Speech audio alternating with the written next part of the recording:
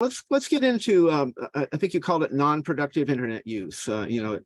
Escaping and I don't believe that I'm addicted, but I will say that more time than I would like just disappears into a kind of a black hole. And I said, well, gosh, I just sat down here and now it's 45 minutes later and I haven't done anything. So, right. Yeah, as I've kind of tried breaking it down, there's escapist use of the internet, which I think everybody does regularly, right? And just bored, I have a little time, I'm just gonna, whatever. When it gets to be problematic, it's it's kind of, not to be circular with the word, but problematic. People start saying, hey, are you paying attention to me? I'm trying, it's just, that's the middle level between when we get into addictive stuff, people are really starting to get consequences. They've been told, hey, you're taking away from your job, you're hurting your relationship, you're whatever. And we say we're not going to do it anymore. And then we go back and we do it again. And we keep going into it. So that's where it gets into the biology. Addiction has taken hold, and we just keep doing things that are outside where we say we're going to be.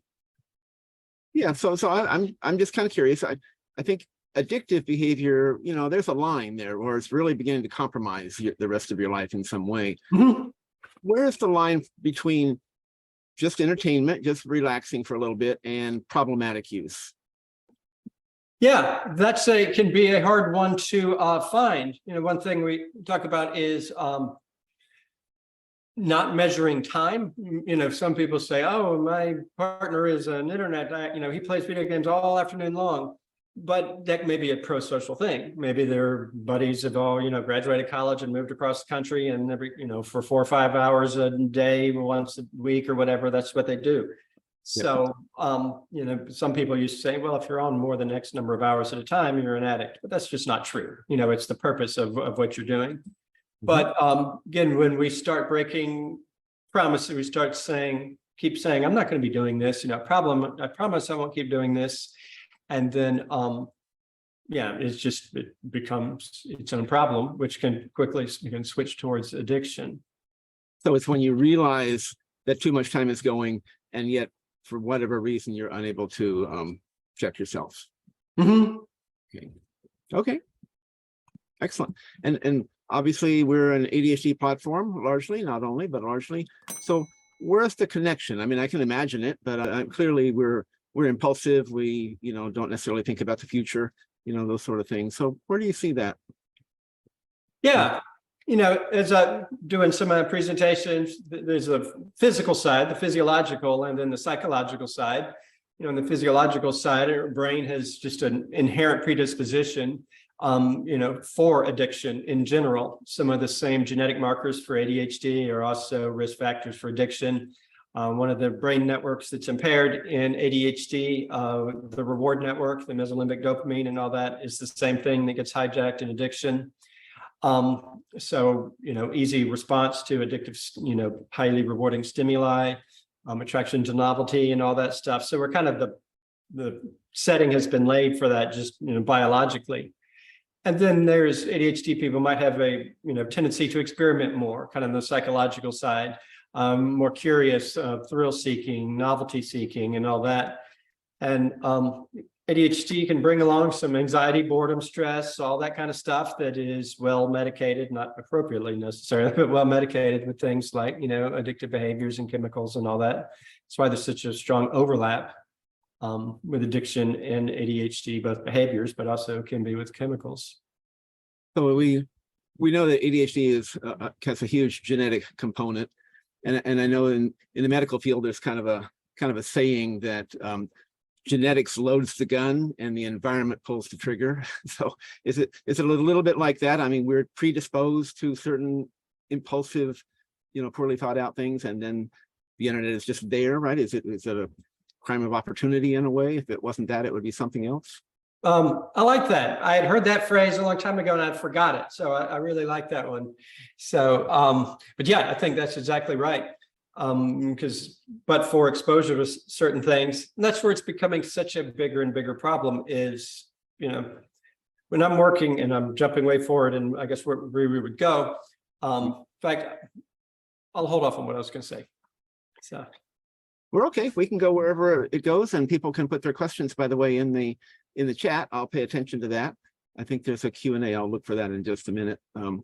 But But yeah, what I was going to say, you're talking about environment and all that stuff. This comes towards management solutions, which, we move towards in the thing.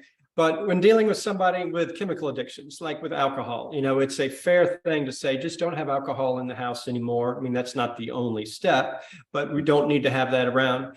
But with the internet and smartphones and all, it's not realistic, right? I mean, you have to have technology with you just to get by these days.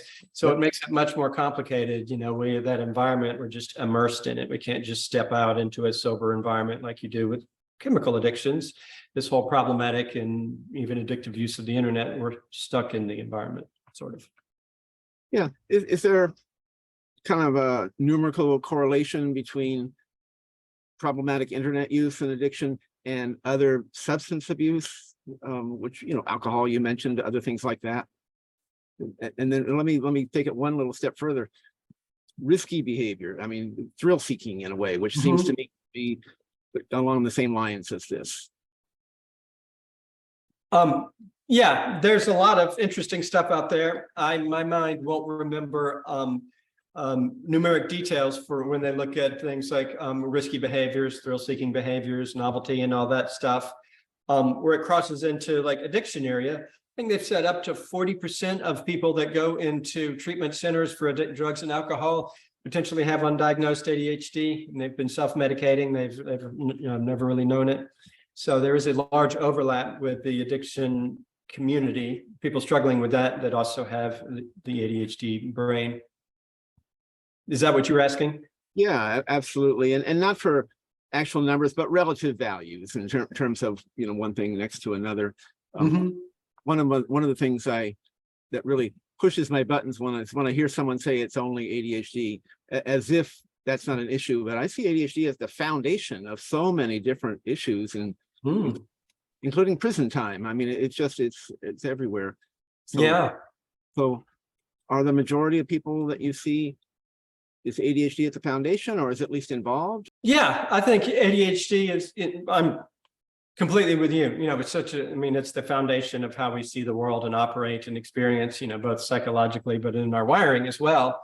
And so that restlessness, whether it's, internal restlessness or the hyperactive, the whole thing, going to something like the infinite scroll has been particularly bad, just on apps, because it's just such a dopamine, it's what have I started calling it? The lowest hanging fruit with the highest immediate reward. Yep. That's interesting. And it can that's a recipe for problems for anybody. The psychologists that help, there's some articles that came out years ago, Silicon Valley, when they were designing these apps, they said, yeah, we went and got psychologists that specialize in these areas. We were looking for things that would trap eyes and get people, looped into that. And it was done by design. Absolutely. So I guess that leads me to another thought. A part of addiction seems to be the withdrawal symptoms that kind of lock people in. They say, oh my gosh, I don't like feeling this way. I'm going right back to whatever my drug of choice was, which in this case is internet. So right. What are the symptoms when someone has either been problematically using the internet or slipped over to addiction where it's damaging parts of their life? Are there withdrawal symptoms they're going through? I mean, I can imagine anxiety, but what else is going to happen? Sure. Yeah, that's a big area people don't understand. And they confuse detox with withdrawal. So detox is the physical process of somebody's been, overusing alcohol, opiates, benzos, or something like that. And there's, a process the body has to flush that out. And that's properly called detox. Some people call that withdrawal, but it's not. I mean, they're separate. So withdrawal is a mood thing. So just like you said, anger or anxiety, anger, irritability, that part of the brain that's supposed to self-regulate we've been outsourcing it to the chemicals, to the behaviors, to the craps table, to the, all that stuff. And so when we take that away and the brain tries to reset, moods are just all over the place. And that is the withdrawal. So when you hear somebody, has lost access to the internet or whatever, and they get particularly irritable and all that stuff, that's what that is. That's a withdrawal process.